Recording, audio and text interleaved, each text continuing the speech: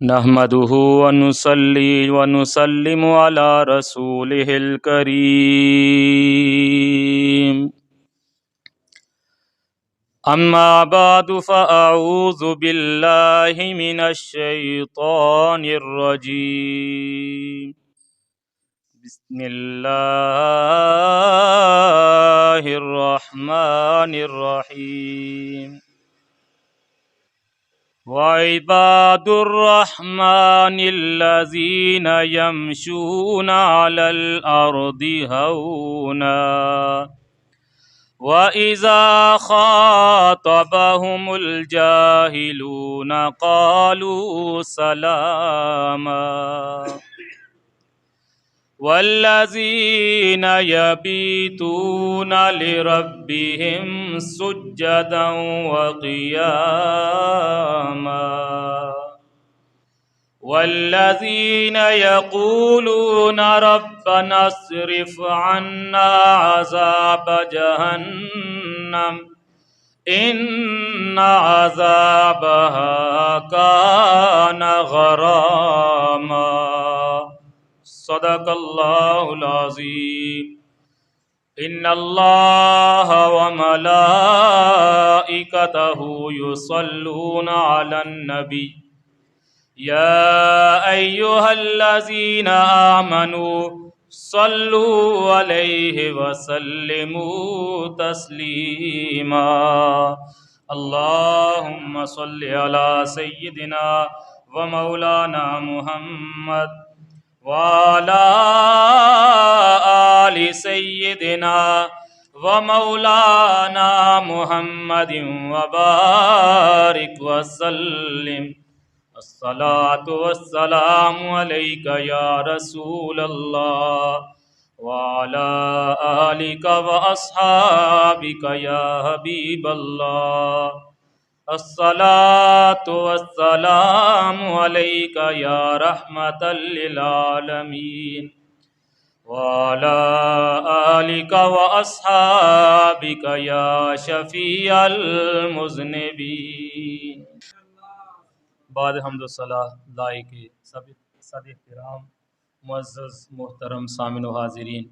اللہ تعالیٰ کا بے حد احسان اور شکر ہے کہ اس رب ذوالجلال نے زندگی میں ایک بار پھر ہمیں جمعۃ المبارک کا یہ دن عطا فرمایا ہے اور ہم سب کو اپنے گھر میں آنے کی توفیق عطا فرمائی۔ اللہ تعالیٰ سب کی حاضری اپنی بارگاہ میں قبول فرمائے۔ قرآن حکیم کے 19ویں پارے میں سے چند آیات بینات میں نے آپ کے سامنے تلاوت کرنے کا شرف حاصل کیا ہے۔ اللہ تعالیٰ نے قرآن حکیم میں اپنے بندوں کی کچھ نشانیاں بیان کی ہیں۔ ہم سارے اسی کے بندے ہیں، ہم سارے کہتے ہیں کہ ہم رب کے بندے ہیں، لیکن جن کی صفات اللہ نے قرآن میں بیان کی ہیں وہ خود بھی کہتے ہیں ہم اللہ کے بندے ہیں، اور اللہ بھی فرماتے ہیں ہاں یہ میرے ہی بندے ہیں۔ اصل میں بندہ تو وہ ہے جو بندگی کا حق ادا کرے، جو بندہ بن کے دکھائے اسی کو بندہ کہا جاتا ہے، اور یہ وہ خوش نصیب ہیں کہ جنہیں اللہ بھی فرماتے ہیں ہاں یہ میرے بندے ہیں۔ ان کی صفات اللہ تعالیٰ نے قرآن حکیم میں بیان فرمائی ہیں۔ اور ویسے بھی دیکھیں کہ ہمیں رہنمائی کے لیے کسی سچے انسان کی ضرورت ہوتی ہے، استاد، پیر و مرشد، شیخ، جو ہمیں سیدھی راہ کی رہنمائی کریں، ہمیں ان کی ضرورت پڑتی ہے۔ تو قرآنی آیات کی روشنی میں اور احادیث مبارکہ کی روشنی میں ہم یہ جانچنے کی کوشش کریں گے کہ جو پیر و مرشد ہے، رہبر و رہنما ہے، شیخ ہے، وہ کس قدر کامل ہونا چاہیے اور اس کے اندر کون کون سی صفات کا پایا جانا ضروری ہے۔ اللہ تعالیٰ نے ارشاد فرمایا وَعِبَادُ الرَّحْمَنِ الَّذِينَ يَمْشُونَ عَلَى الْأَرْضِ هَوْنًا، فرمایا رحمان کے بندے وہ ہیں۔ اب رحمان کے بندوں کی پہلی نشانی اللہ تعالیٰ نے قرآن میں بیان فرمائی، فرمایا رحمان کے سچے بندے وہ ہیں کہ جو زمین پہ عاجزی کے ساتھ چلتے ہیں۔ پتہ چلا کہ رحمان کا بندہ وہی ہے جس کے اندر عاجزی ہوگی، جو اعمال بھی کرتا جائے گا لیکن جھکتا جائے گا۔ لیکن سیانے لوگ مثالیں دیتے ہیں کہ جس پودے کے ساتھ پھل لگ جاتا ہے اس کی شاخیں جھک جاتی ہیں، اور جس کے ساتھ پھل نہیں ہوتا وہ اکڑ جاتا ہے۔ تو یہ بڑی زبردست مثالیں لوگوں نے بیان کی ہیں۔ تو رحمان کے جو بندے ہیں وہ جوں سجدے کرتے ہیں، جوں اپنے رب کو راضی کرتے ہیں، ان میں اکڑ نہیں آتی۔ وہ یہ نہیں کہتے کہ فلانا اتنا گناہ گار ہے میں اتنا نیک ہو گیا ہوں، وہ جوں رب کو راضی کرتے جاتے ہیں تو اپنے رب کے حضور جھکتے ہی جاتے ہیں۔ وہ کہتے ہیں یا اللہ ہم جیسا گناہ گار تو ہے ہی کوئی نہیں۔ کر کر زاری راتاں روندے تے نیند اکھاں تھی توندے، فجری او گناہگار سدوندے تے سب تھی نیویں ہوندے۔ شاعر کہتا ہے کہ ساری ساری رات وہ عبادت کرتے رہتے ہیں، اپنے رب کو راضی کرتے رہتے ہیں، ساری رات آنکھوں میں نیند نہیں آتی، رب کے حضور رو رو کے گزارتے ہیں۔ لیکن جب وقت فجر ہوتا ہے یہ نہیں کہتے ہم بڑے عبادت گزار ہیں، عرض کرتے ہیں مالک تیری مخلوق میں سب سے زیادہ گناہگار ہم ہی ہیں۔ یہ رحمان کے بندوں کی نشانی ہے، ان کے اندر عاجزی آ جاتی، جھک جاتے ہیں۔ وَإِذَا خَاطَبَهُمُ الْجَاهِلُونَ قَالُوا سَلَامًا، ارشاد فرمایا جب جاہلوں کے ساتھ ان کی بات چیت ہو جائے، مخاطب ہو جائیں تو سلام آ کہہ کے گزر جاتے ہیں۔ یہ ان کی نشانی ہے کہ جو جاہل ہیں ان کے ساتھ وہ لمبی بحث نہیں کرتے۔ اور یاد رکھیں انسان کی سمجھداری اسی میں ہے کہ وہ اگر کسی سے کوئی بات کرے نا تو اگلے کی استطاعت کے مطابق بات کرے۔ اب اگر ایک بندہ ہے جسے الف بے کا پتہ نہیں ہے تو جب آپ اس کے ساتھ بڑی علم و بحث شروع کر دیں گے تو وہ آپ کی ہر چیز کو جھٹلاتا جائے گا، اسے پتہ ہی نہیں آپ کیا بیان کر رہے ہیں، اسے کیا پتہ ہے یہ ہیرے ہیں جواہرات ہیں، یہ کتنی علمی چیزیں ہیں کہ اس نے ہر چیز کو رد کر دینا ہے۔ لہٰذا جو اللہ والے ہیں وہ جاہلوں سے بحث نہیں کرتے، وہ بس سلام کہہ کے بس آگے گزر جاتے، وہ اپنے کام میں مگن رہتے ہیں، وہ اپنے رب کو راضی کرنے میں لگے رہتے ہیں۔ فرمایا والذین یبیتون لربہم سجدا وقیاما، تیسری نشانی کیا ہے؟ پہلے فرمایا عاجزی سے چلتے ہیں زمین پہ، جاہلوں سے مخاطب ہوں تو سلام کہہ کے گزر جاتے ہیں۔ فرمایا جب رات ہو جاتی ہے تو وہ بستر پہ نہیں جاتے، رات ہو جاتی ہے دنیا سو جاتی ہے، وہ تنے تنہا اپنے رب کی ملاقات کے لیے مصلی پہ کھڑے ہو جاتے۔ اور اصل ملاقات وہی ہوتی ہے جو تنہائی میں ہوتی ہے، کوئی سننے والا نہیں ہے، کوئی دیکھنے والا نہیں ہے، ریاکاری کا تو سوال ہی نہیں پیدا ہوتا کہ کوئی مجھے دیکھے گا تو عبادت گزار کہے گا، کوئی میری تعریفیں کرے گا۔ وہ جب رات کا وقت ہوتا ہے دنیا سو جاتی ہے، مخلوق سو جاتی ہے، وہ اپنا رشتہ خالق کے ساتھ جوڑ لیتے ہیں، راتوں کو اپنے رب کے حضور فرمایا سجدا و قیاما، کبھی سجدے کر رہے ہوتے ہیں کبھی قیام کر رہے ہوتے ہیں۔ امام اعظم ابو حنیفہ رحمت اللہ تعالی علیہ ساری رات اپنے رب کی عبادت کرتے رہتے۔ ہم حنفیوں کے امام ہیں، ساری رات عبادت کرتے رہتے۔ آپ کا جس دن وصال ہو گیا نا تو پڑوس میں ایک کوئی غیر مسلم رہتا تھا، اس کا بیٹا کہنے لگا ابا جی ہمارے پڑوس میں یہ جو مسلمانوں کا گھر ہے یہاں پہ درخت کا ایک خشک تنا ہوتا تھا لیکن آج موجود نہیں ہے۔ باپ بیٹے سے کہنے لگا بیٹا وہ خشک تنا نہیں تھا، وہ مسلمانوں کا امام ابو حنیفہ تھا، وہ ساری رات کھڑے ہو کے اپنے رب کی عبادت کرتا رہتا تھا۔ ابا جی آج کدھر ہیں؟ فرمایا آج وہ دنیا سے پردہ کر گئے ہیں۔ یہ شان ہے ان کی، شب بیداریاں کرتے ہیں، راتوں کو اٹھ کے اپنے رب کو راضی کرتے ہیں۔ وہ اصل میں اللہ اور اس کے رسول کی محبت اس قدر ہوتی ہے، وہ محبت انہیں سونے ہی نہیں دیتی۔ رات پوے تے بے دردانو نیند پیاری آوے تے درد مندانو یاد سجن دی ستیاں آن جگاوے۔ حضرت قبلہ پیر سید میر علی شاہ صاحب فرماتے ہیں رحمت اللہ تعالی علیہ، آپ کی چھوٹی عمر تھی، یہ پاس گولڈا شریف ہے، چھوٹی عمر تھی تو آپ راتوں کو نکل جاتے تھے اسلام آباد کی پہاڑیوں کی طرف، اپنے رب کے حضور روتے رہتے، محبت الہی میں روتے رہتے۔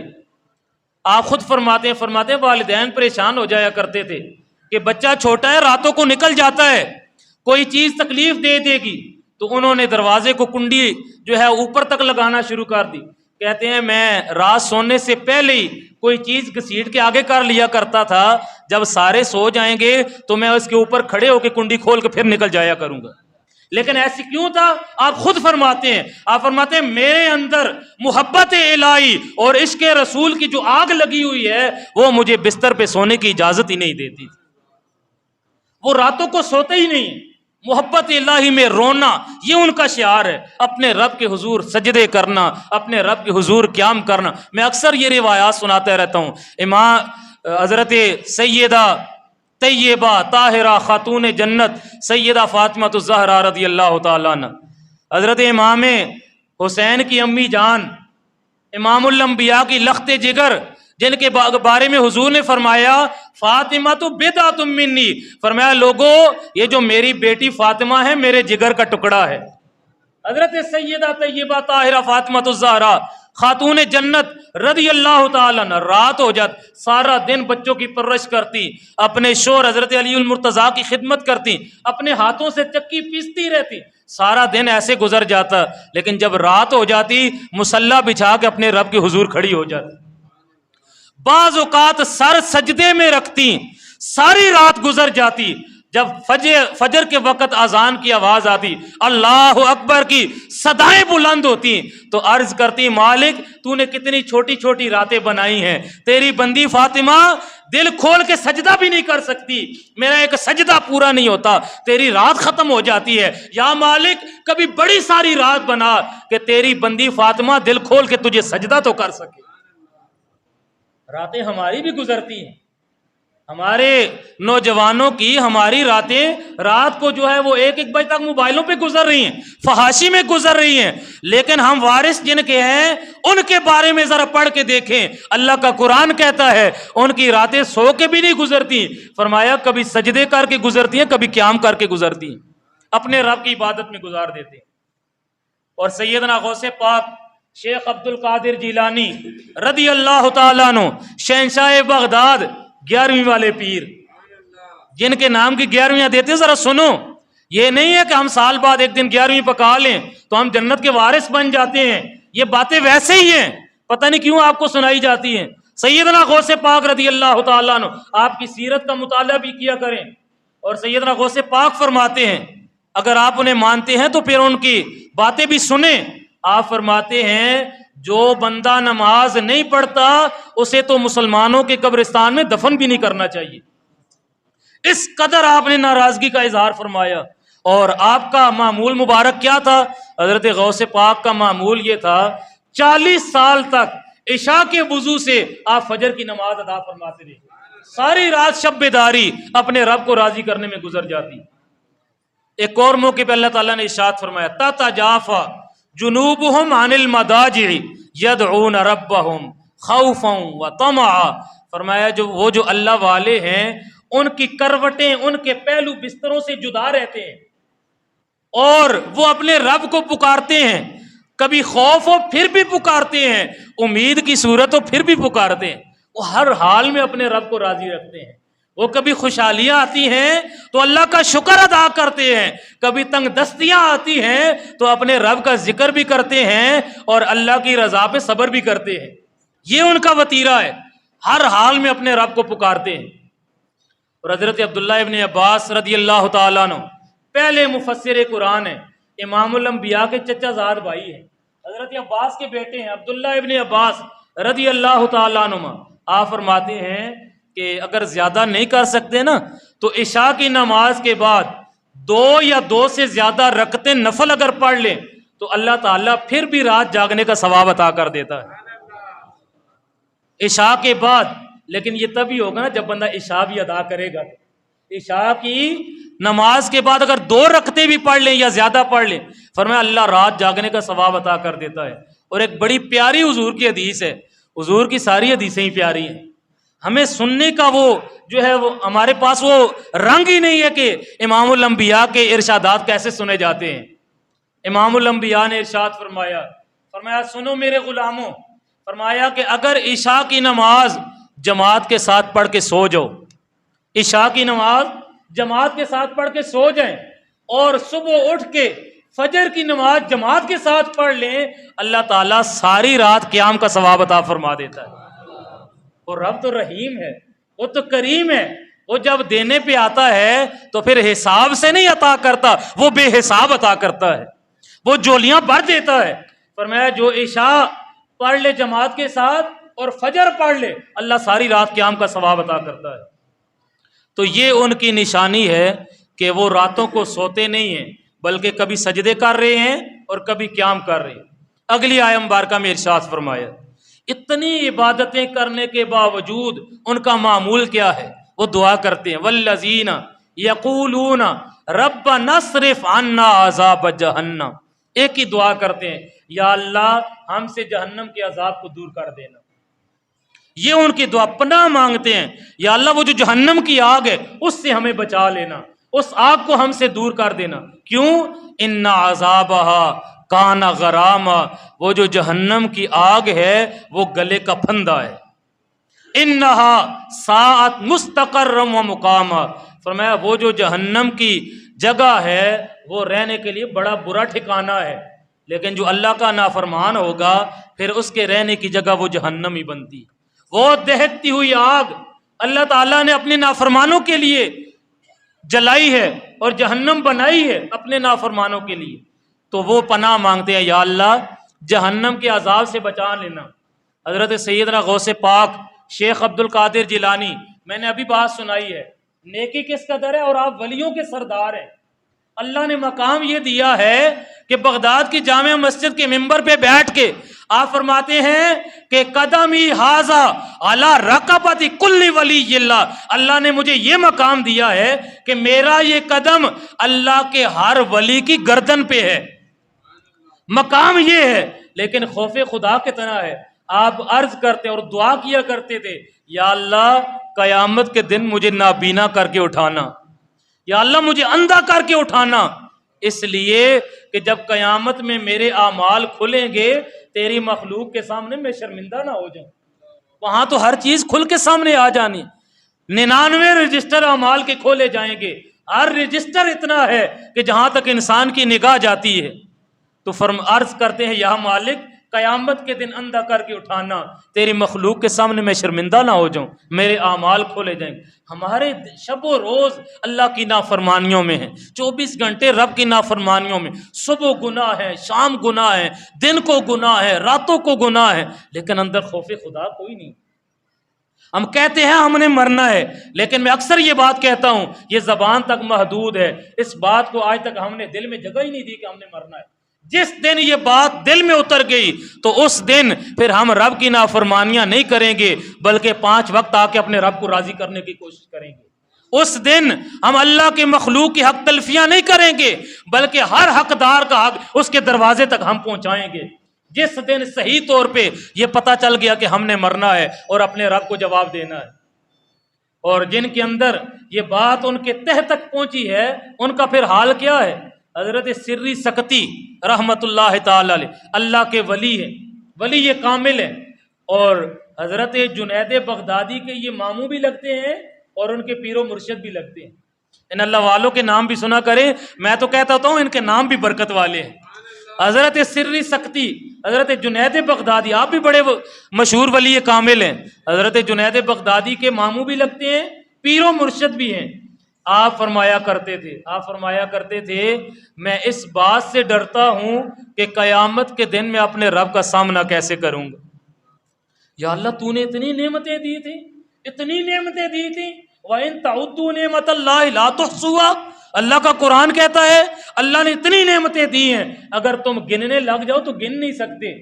یا اللہ تو نے اتنی نعمتیں دی ہیں لیکن میں تیری نعمتوں کا شکر بھی ادا نہیں کر سکا، یا اللہ میں تیری بندگی کا حق ادا نہیں کر سکا، یا اللہ میں تجھے سجدے نہیں کر سکا۔ کہتے ہیں میں اس بات پہ ڈرتا ہوں کہ کل قیامت کے دن میں رب کا سامنا کیسے کروں، میں رب کے سامنے کیسے جاؤں گا، کیسے کھڑے ہو کے میں اپنے اعمال کا حساب دوں گا۔ اور یہ تو بات ہے آپ کی، کیا فرماتے ہیں میں اللہ سے ڈرتا ہوں۔ حضرت ڈاکٹر اقبال، علامہ محمد اقبال رحمۃ اللہ تعالی علیہ، شاعر مشرق، مصور پاکستان، بہت بڑے عاشق رسول گزرے ہیں۔ ڈاکٹر اقبال بڑے عاشق رسول گزرے ہیں۔ ڈاکٹر اقبال رحمۃ اللہ تعالی علیہ، میں نے آپ کی سوانح حیات میں پڑھا، آپ کے حالات زندگی میں آپ کا ایک نوکر لکھتا ہے، آپ کا غلام ہے، وہ کہتا ہے کہ میں نے زندگی گزاری ہے ڈاکٹر اقبال کے ساتھ، لیکن ڈاکٹر اقبال نے زندگی میں کبھی تہجد بھی نہیں چھوڑی تھی۔ حضرت ڈاکٹر اقبال رحمۃ اللہ تعالی علیہ آپ فرماتے ہیں کہ تو غنی از ہر دو عالم من فقیر، رب سے دعا کرتے ہیں، عرض کرتے ہیں مالک تو غنی ہے، تو مالک ہے، تو خالق ہے، تیری بڑی بارگاہ ہے، میں تو فقیر ہوں، میں تو محتاج ہوں، میں منگتا ہوں، میری کوئی اوقات نہیں ہے، یا اللہ تو غنی ہے، میں فقیر ہوں، روز محشر عذرہائے من پذیر، یا اللہ ایک کرم کرنا، قیامت کے دن مجھے معافی عطا کر دینا۔ یہ دعا کیا کرتے تھے، یا اللہ قیامت کے دن مجھے بخش دینا، میں بڑا گناہ گار ہوں، یا اللہ تو غنی ہے، مجھے بخش دینا۔ پھر اگلے مصرے میں کہتے ہیں گر تو می بینی حسابم ناگزیر، یا اللہ اگر میرا حساب ضروری ہوا، پہلے تو یا اللہ اپنی رحمت کے توفیل مجھے بغیر حساب کے معاف کر دینا، مجھے بغیر حساب کے معاف کر دینا۔ وہ کیا کہتے ہیں نا، وہ رب کی رحمت اگر ہو جائے تو پھر تو بڑے بڑے گناہ گار بھی بخشے جائیں گے، اگر اللہ کی رحمت ہو جائے تو بڑے بڑے گناہ گار بخشے جائیں گے۔ فضل کرے تا عدل کرے تا تھر تھر کمن اچیاں شانہ والے، فضل کرے تا بخشے جاون میں ورگے منہ کالے، یا اللہ اگر تو نے ترازو رکھ لیا اور عدل قائم کیا، پھر تو بڑی بڑی شانوں والے، بڑے بڑے جبوں کبوں والے، بڑے بڑے خود کو پتہ نہیں کیا کچھ سمجھنے والے، وہ سارے غرق ہو کے رہ جائیں گے، وہ سارے کانپیں گے کہ ہمارے اعمال کیسے تھے۔ لیکن یا اللہ اگر تیرا فضل آ گیا، تیرے فضل کی برسات ہو گئی تو ہمارے جیسے منہ کالے بھی بخشے جائیں گے۔ تو ڈاکٹر اقبال کہتے ہیں یا اللہ پہلے تو بغیر حساب کے بخش دینا،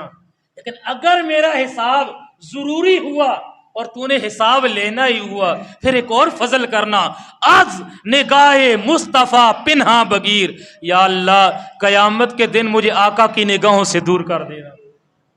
امام الانبیاء کی نگاہوں سے دور کر دینا۔ اقبال بتانا کیا چاہتے ہیں؟ اقبال یہ کہنا چاہتے ہیں امام الانبیاء نے تو ساری زندگی ہمارے لیے بخشش کی دعائیں مانگی ہیں۔ آقا امام الانبیاء تو معراج پہ گئے تھے، اللہ نے 50 نمازیں بھیجی تھی، امام الانبیاء نے عرض کیا مالک میری امت نہیں پڑھ پائے گی، اللہ نے کم کر دی، 5 نمازیں دیں، فرمایا محبوب چلا جا، میرے فیصلے بدلا نہیں کرتے، پڑھیں گے 5 میں ثواب 50 کا ہی عطا فرماؤں گا۔ امام الانبیاء ساری زندگی ہماری بھلائی مانگتے رہے، آپ دنیا میں آئے سر سجدے میں رکھا، جب کان لگا کے سنا گیا پہلی فریاد یہ تھی یا اللہ میری امت کی خیر کرنا، یا اللہ میری امت کو بخش دینا۔ جب آپ دنیا سے جانے والے تھے، پردہ فرمانے والے تھے، آخری دعا بھی یہی تھی یا اللہ میری امت کو بخش دینا، یا اللہ میری امت کی خیر کرنا۔ تو قیامت کے دن بھی امام الانبیاء سر سجدے میں رکھ دیں گے، اللہ فرمائے گا یا محمد ارفع راسک، محبوب اپنا سر اوپر اٹھا، محبوب سر اوپر اٹھا، وسل توتا، اے محبوب تو سوال کرتا جا میں تجھے عطا کروں گا، وشفا تو شفا، آج تو شفاعت کرتا جا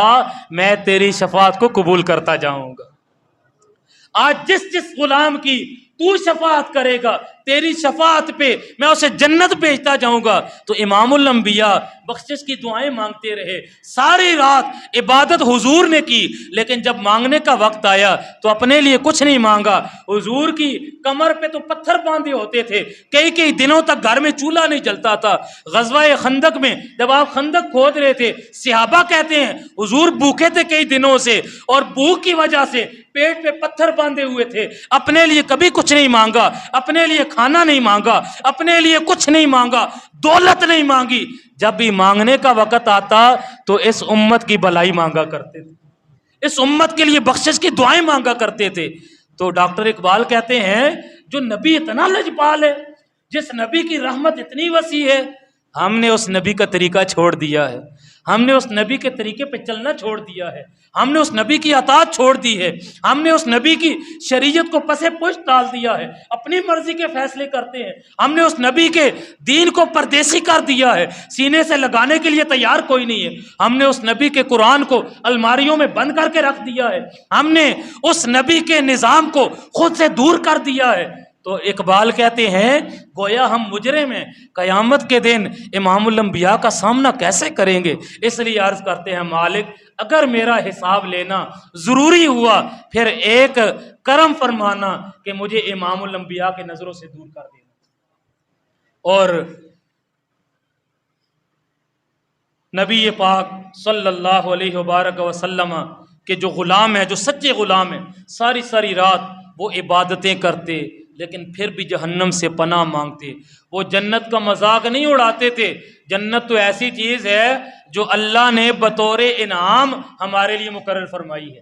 اس لیے وہ جنت کی دعائیں بھی مانگی، یا اللہ ہمیں جنت عطا کرنا اور جہنم سے دور کر دینا۔ حضرت مجدد الفسانی رحمۃ اللہ تعالی علیہ آپ ارشاد فرماتے ہیں، آپ فرماتے ہیں جنت اللہ کی رضا کا مظہر ہے اور جہنم اللہ کے قہر و غضب کا مظہر ہے، یعنی اللہ جسے جنت عطا کرے گا اللہ اس پہ راضی ہو جائے گا، اور جس پہ اللہ کا قہر و جلال نازل ہوگا اللہ تعالیٰ اسے اٹھا کے جہنم کی آگ میں پھینک دے گا۔ تو جہنم سے پناہ مانگنا ایسے ہی ہے کہ جیسے بندہ اللہ کی ناراضگی سے پناہ مانگ رہا ہے، اور جنت کی دعا کرنا یہ ایسے ہی ہے جیسے اللہ تعالیٰ سے بندہ اس کی رضا کی دعا کر رہا ہے۔ تو یہ ان لوگوں کی نشانیاں ہیں کہ جو اپنے رب کو راضی کرنے والے ہیں، جو رحمان کے سچے بندے ہیں، جو رحمان کے بتائے ہوئے طریقے پہ چلنے والے ہیں۔ اللہ تعالیٰ جو کچھ بیان ہوا ہم سب کو اس پہ عمل کرنے کی توفیق عطا فرمائے۔ وآخر دعوانا ان الحمد للہ۔